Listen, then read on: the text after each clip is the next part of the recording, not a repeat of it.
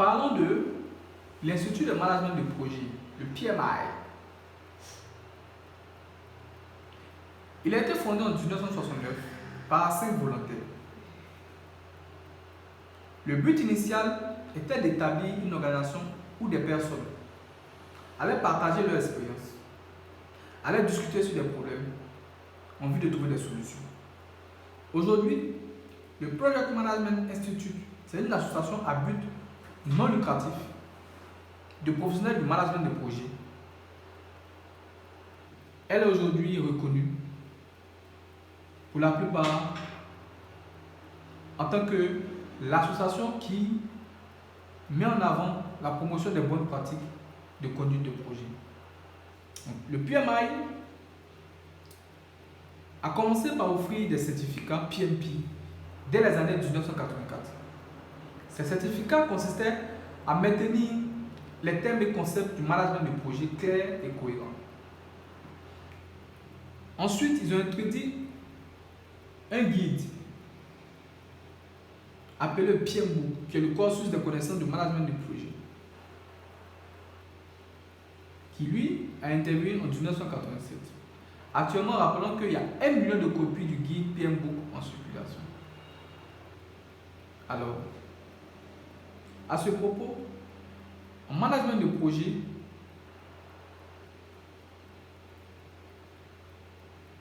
notez que le PMI est l'institut prédominant qui fait la promotion des bonnes pratiques, qui fait la promotion de la conduite des projets de qualité. Et un chef de projet doit avoir pour ambition d'arriver à la certification du Project Management Program. L'objectif du PMP, donc de ce certificat, il permet d'avoir la reconnaissance au niveau mondial et il permet d'avoir une crédibilité. Le PMI développe aussi le métier du chef de projet. Il instaure le professionnalisme dans le management de projet sur la base des standards, sur la base du certificat, sur la base de la promotion de l'éthique. Il fait la promotion des fondements de son guide, qui est en quelque sorte comme la Bible du gestionnaire de projet, afin d'avoir des projets avec succès. Il fournit aux membres un libre-échange et il leur permet d'appliquer des solutions. Il encourage les universités, les instituts de formation, les écoles à enseigner le management des projets pour le développement de la promotion. Enfin, il garantit un salaire moyen annuel pour un chef de projet certifié PMP qui tourne autour de 100 000 euros. Donc, ça fait en francs CFA 65 millions tout autour. Ça garantit un salaire pour un chef de projet autour de 5 millions de francs CFA par mois, en moyenne, puisque ce salaire peut être valorisé en fonction de l'expérience du chef de projet. Donc, rappelons que dans le monde, il y a eu 630 000 personnes qui ont été certifiées PMP.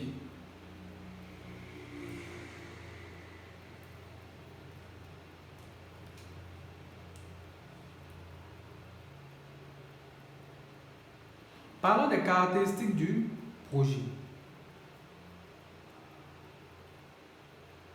Certains thèmes spécifiques ou notions clés dans le management des projets vont être énumérés dans cette slide. Lorsqu'on parle de management de projet, il y a des thèmes qui reviennent très souvent. Ces thèmes sont la date de début et la date de fin. Tout projet qui est mené doit avoir une date de début et une date de fin. L'effort temporaire. Tout projet qui est mis en œuvre doit être fait dans le temps, donc en une durée. Tout projet qui est mené doit avoir une démarche structurée. doit avoir une méthode méthodique. Et enfin, tout projet qui est mené doit permettre d'atteindre un résultat qui est unique, qui est spécifique à lui. Donc, le triangle OCD, objectif, coût et délai, nous permet de voir l'importance de la gestion des projets.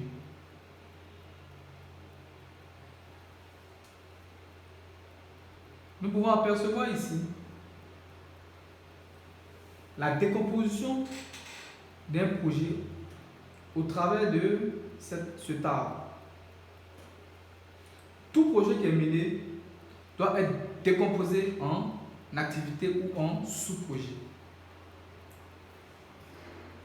Ces activités doivent être elles aussi décomposées en sous-activités ou encore en phases. Et enfin, ces phases ou ces activités, ces sous-activités doivent être décomposées, elles, en tâches. Et ces tâches doivent être aussi décomposées en sous-tâches. Donc, un projet qui se veut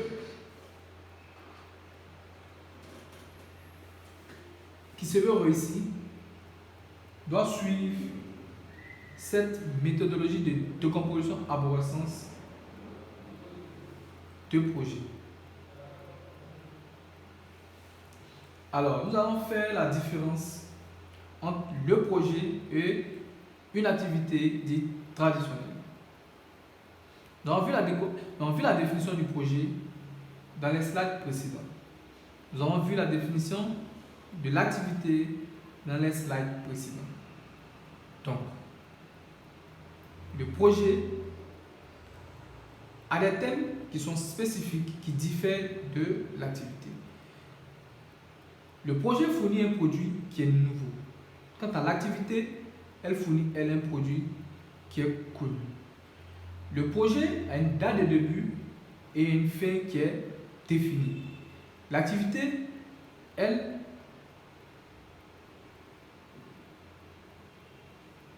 a une période qui est continue. Le projet a une équipe qui est temporaire. L'activité a une relation très stable. Le projet a une unicité et une complexité de son organisation. L'activité a des tâches qui sont répétitives et elles sont bien comprises. Et enfin, le projet a une date de fin. Et les coûts totaux des années antérieures permettent de mettre en place un plan d'action. Quant à l'activité, elle a un temps et les coûts basés sont assez difficiles à prévoir selon l'expérience du domaine. Qu'est-ce que le management de projet?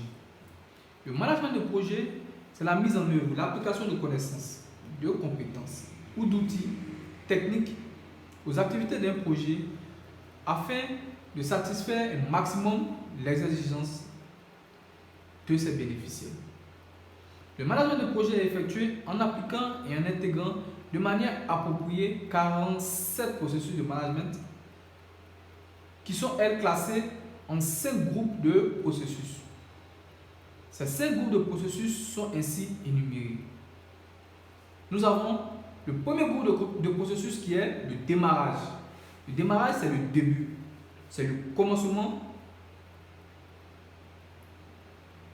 La planification. La planification, c'est la prévision.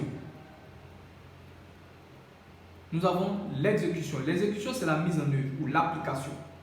La surveillance et la maîtrise, le 4e groupe de processus qui est le contrôle ou encore la gestion. Et enfin, la clôture qui est la finition du projet. Alors, ce que nous devons retenir ici, qui est une partie essentielle de notre formation, c'est que le management de projet a une fondation. Et sa fondation est classée en 47 processus de management de projet qui, elles, sont composés dans 5 grands groupes de processus.